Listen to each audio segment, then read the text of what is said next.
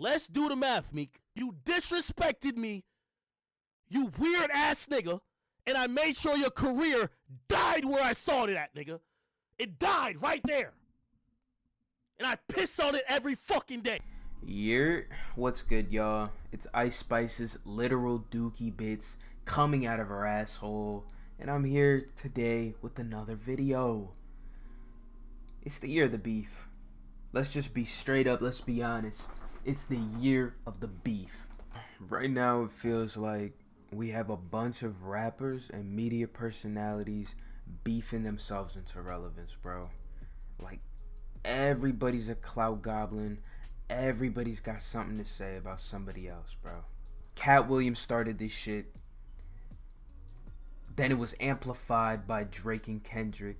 Them niggas took that shit to another level. I've still never heard anybody disrespect somebody else like I heard Kendrick do on Meet the Grams, bro. I've never heard that level of disrespect. And I don't want to, frankly. I definitely don't want it coming toward me. But these niggas, oh, they're all ready for it. Especially lately. I'm telling you, man, beef generates numbers. And for rappers, media personalities, I don't even want to just say rappers, man. At this point, anybody could get it. Anybody could get it. I'm going to just start with the first one, the wildest one. Shaq and Shannon Sharpe. Shaq and Shannon Sharpe are going after it. Apparently, Shannon, and he made a valid point with this, all he said was, Shaq, if you ate better, if you trained your body better, you would be in a better position in your career. You would have had more MVPs. You would have had more championships. And this isn't something new that Shannon just made up. Kobe said this shit. A bunch of other fucking NBA and analysts, all those guys have said this type of shit before, right? And it's true. Shaq, one of the most dominant players ever, would have had a better career if he had treated his body better. But Shaq ain't like that. Especially not from Shannon. Shaq was like, the fuck are you talking about? Made an Instagram post. He's like, Shannon, you're not on my caliber to be talking to me like this, bro. You don't have the resume and you don't have the backing to talk to me like this, right? So Shannon comes back and he's like, Shaq, you need tougher skin. This is an Instagram shit. Shaq, you need tougher skin. All I was saying was the truth, blah, blah, blah. And it just like escalates from there. Shaq drops a diss track. Oh no, Shannon Sharpe, man, you're way beneath me. Your whole demeanor is faker than new rapper Beefy. You're soft, before you get fly, you rather tweet me. Bro, Shaq dropping diss tracks. Shaq got in the booth over this shit, man. What the fuck? Shannon, what are you doing to my guy, man? Just let him be, man. Let that big bull be, man. Because you don't want beef with a 7-foot monster. Nobody wants beef with a 7-foot monster. Come on now. Shaq in the booth. I'm telling you, bro. This is the year of the beef, man. 2024, bro. This is crazy. If we're tracking back, right? After the maybe concurrently with the Drake and Kendrick shit, we had Drake versus a bunch of other people in the industry, right? So we had Drake versus Ross. Drake versus Ross was like fucking out of nowhere, kind of. I think that Rick Ross probably had an issue with him before, and then it turned into something else after he saw that Kendrick and Metro and all these other guys were going after fucking Drake, right? The Weeknd, everybody. So Ross drops a diss track against Drake after some shit goes down, and I think Drake might have dissed Ross before that. I think Ross might have done like a little Instagram story or something like that, and Drake dissed Ross on push-ups, right? He disses Ross on push-ups, says some shit about Ross. Then Ross comes back with his own diss track, and Ross is a troll. BBL Drizzy, I'm at the pool party, and they just called you a petty. You a chumbo? Ross is a troll, bro. That nigga Ross came back, starts calling this nigga BBL Drizzy, says that Drake had an operation. I ain't never wanna be a nigga anyway, nigga. That's why you had operation to make your nose smaller than your father nose, nigga. To get his nose fixed because he didn't want to look like his dad. He didn't want to look black. Says all this shit about Drake. Starts calling him the white boy.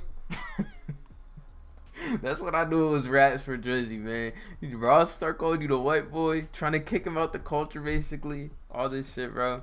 At first, I'm not going to lie. I thought that this shit was just surface value. Oh, Drake might have fucked some of these niggas' girls, blah, blah, blah. But Ross said some shit. He was like, oh, you sent a cease and desist letter to French Montana. You nigga, cause you sent the motherfucking cease and desist to French Montana, nigga. You sent the police, nigga, hating on my dog project. And what the fuck is that about? You know what I mean? Then, another thing that made me think that some of these beefs that these industry guys have with Drake are deeper than just, oh, Drake took his girl, is the Metro shit.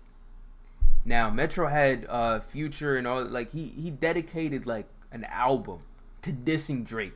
An album, nigga. The Weeknd had all his ops on that shit. The Weeknd, A$AP Rocky, Kendrick, Future. All these niggas on that shit. Dissing Drake, right? Then Drake disses him, obviously, with that iconic ass line, Metro, shut your hoe ass up. Make some drums, nigga. Yeah, that's funny as fuck. Nah, but after that, I think it was after Family Matters. I saw this nigga Metro like 3 a.m., bro. 3 a.m. Just up. Making memes. Making memes against Drizzy, man. Making crazy memes against the boy, right? You're cheesing me, fam. He started like going on like a crazy Twitter rant, bro. This is before he dropped that BBL Drizzy beat. I know you see this glow up as BBL Drizzy. BBL Drizzy. Crazy Twitter rant. And in that, he says something along the lines of, you know that I can't talk about what actually happened between us. And I don't know, the way that he said it sounded like, or the way he tweeted it sounded like, whatever I have on you is going to incriminate me as well, so I don't want to say it. But if I do, it'll make you look much worse than I look, right? And that's like, oh, okay, so these guys have deeper issues with Drake, bro. It's not just, oh, this nigga took his girl, blah, blah, blah. And it's much deeper than that. And I don't think that we'll ever really know, like, what it is, but that shit's crazy, bro. After the whole Metro and Drake shit, nigga, Soulja Boy starts dissing Metro.